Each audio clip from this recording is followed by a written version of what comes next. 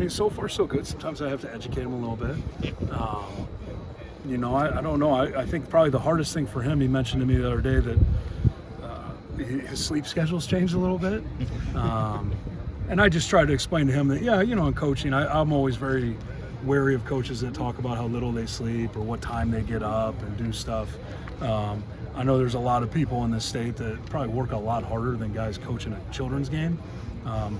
But I try to explain to him that that's part of adulting, right? So you leave childhood.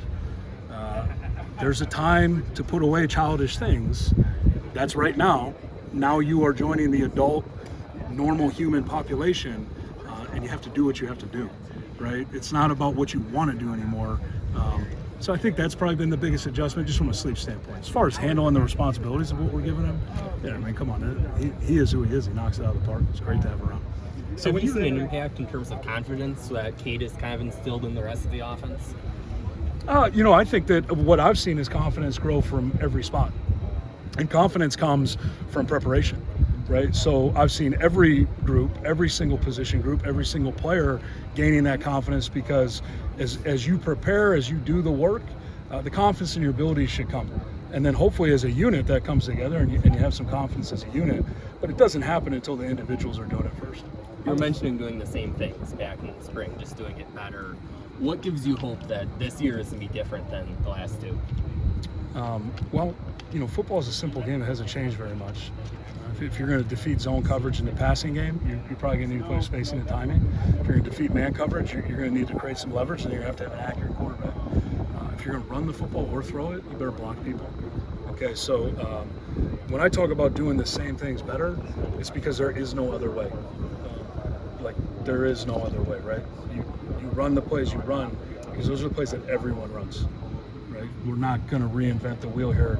Perhaps someone will come along, and I leave that open, the possibility, I leave that very much open because I don't think I have all the answers, and I certainly don't think I'm any more intelligent than anyone else, but I know what I know. What we're going to do is get better at the fundamentals of what we're doing, and I think the results will follow. How much of an asset has John Budmeyer been for you? Yeah, John, I've spoken at length about John and the whole staff. We have a very good football staff offensively. Those are guys that I lean on very hard. There's a collaboration that happens. And I would give credit not just to John, but I'd start with George coaching the line, Liddell coaching the backs, coaching the receivers, right? And Abdul's done a really nice job with our tight ends. So I feel really good about the offensive staff that we have to include. Right, I left out our graduate assistants and certainly our student assistants. And then we had a new analyst join us. So I feel really good about all those guys. Make my life a lot easier. After 3 years of Spencer, how is Cade different? What does he bring that maybe Spencer didn't? Well, every quarterback's different, right? And every player is different. Coach a lot of guys. And the reality is in football, at some point, especially in college football, every 2, 3, 4 years, sometimes every 1 year, we're going to see new guys. And I'll rewind. I'm not as old as the head coach. I don't have as much experience. I can't throw out crazy dates like 1981 and things like that. It wasn't that long ago, right? It was. I wasn't born yet. Not to make you feel old. But I'll rewind to 2015. I remember being in the press conference in 2015 in that room right in there. And it was like the sky was falling because obviously Brandon had gone 5th overall in the draft whenever he had gone at left tackle, and Andrew Donnell had gone in the 4th round at right tackle.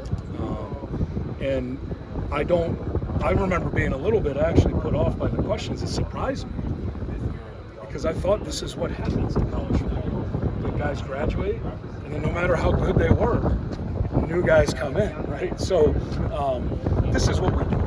This is every time you start over a new year, sometimes in the season, every week is a new challenge. There's going to be new players, and everybody else, whether it's a tackle, whether it's a quarterback, whether it's a running back, whether it's a right guard, a receiver, a tight end, I think they're going to put their own stamp on the position. But every player is different. I haven't been around many players that were carbon copies. Now look, there's some guys that we've had in the past. I wish we could carbon copy, but it doesn't happen, right? So the key is whoever's next, making sure that they know how to do it and they can find a way to be successful. When you brought in Cade, what was the first time, especially because he wasn't able to practice, what was the first time where you're like, this is our guy? Like, how quickly did that happen? Well, before we brought him in.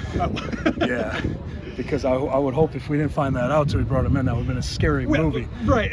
But I once think he's I in there- understand the question. No, just from day one when he showed up. And when we were in the off-season program, the guys were in the weight room. The guys were training. We really weren't doing anything football specific yet. But just watching him, watching Eric, I throw Seth Anderson in there. A lot of the guys that joined us. And then fast forward, Dejan joined us at that point. Rusty Feth joined us in the summer. Every one of those guys, as they've come in, my first exposure to them has been, all right, we got the right guy. We didn't make a mistake. And that just comes down to how they handle themselves, right? It's really pretty, especially with an older guy. You can just tell when an older guy walks in, it's kind of like being in the National Football League in free agency. There's a certain standard that you had for how a veteran would handle himself. That's what we've seen out of these guys. So in 2020, you guys averaged 4.62 per carry. How much of a difference maker is that as a play caller, offensive coordinator? And what this offense, could you say, isn't really changing? I think in any offense, right, at the end of the day, you have to be able to run the football. The game hasn't changed that much. If you want to win football games, you have to be able to run the football. It's better when you can run it all game, but most specifically, you have to be able to run it when the defense and everyone in the stadium knows you're going to run it. That's how you win. And that's certainly how you win in this league. That's been borne out. So it certainly helps, right? But the reality is, you try not to compare too much this year, that year. I don't know what the exact number would be. I just know we need to establish a run game. That's going to come down to a lot of things, but first and foremost, we have to be able to block guys. And that's where it's all going to start. Do you see this offensive line Yes. getting more to that level? Yes, yeah. So, I've seen guys do a very nice job through the spring, saw a lot of growth, and then through the first 8 days of camp, I've been very pleased with that group. I think the key moving forward is can we sustain that growth and that level of performance over a long period of time and build consistency. And we're just too far away from the first game to probably know that yet. Yeah, I wish I had a time machine. But what I'm seeing right now, makes me hopeful. And then accuracy, John talked a lot about, he said, gosh, Cade's really accurate. Like, how much does that help too? Just if you could get to, 64% like he was at Michigan versus 55% where you guys have been. Yeah, well, accuracy is a big part of it. Again, I'll go back and say it's a team effort, right? So protection first. It's hard to throw the ball accurately if you don't have time to throw it. Then we better make sure we're cleaning the route, whether we're beating zone coverage or man coverage. And then, of course, the quarterback has to deliver the ball on time and accurately. But with all those things tied together, reality is really simple. It's not a difficult game. If we're completing more passes, then we're making more yards, we're moving the ball more effectively, and hopefully we're staying on the field. And if we stay on the field, then we're going to increase our opportunity to score points. And then at the end of the day, hopefully we're scoring more points. Backup quarterback, Kirk said Joe's not been able to practice, Yes. unfortunately. But what have you seen? Because obviously if something happens to Cade, you know what Deacon can do. So where's he at? Like, do you feel... Deacon's done a really nice job. I mentioned all the transfers. I left Deacon out. He's another guy that's come in and really impressed us dating back to January. He's done a lot with the opportunities that he had in the spring. Obviously it's just him and Joe really working with the team. At that point, Cade was getting some of the 7-on-7. And then unfortunately with Joe's injury, Deacon's been getting a lot of reps. Unfortunately for Joe, fortunately for Deacon, right? And he's taking advantage of those things. Big, strong arm. Also pretty accurate guy.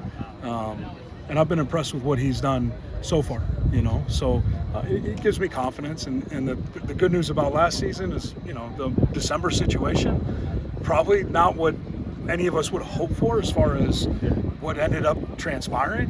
But the reality is I thought Joe did a really good job with the opportunity that he had. And certainly that gives us some confidence too. We've seen him do it in a game. I think we know what he's pretty much know what he's capable of right at this point. Now, how much growth can we facilitate?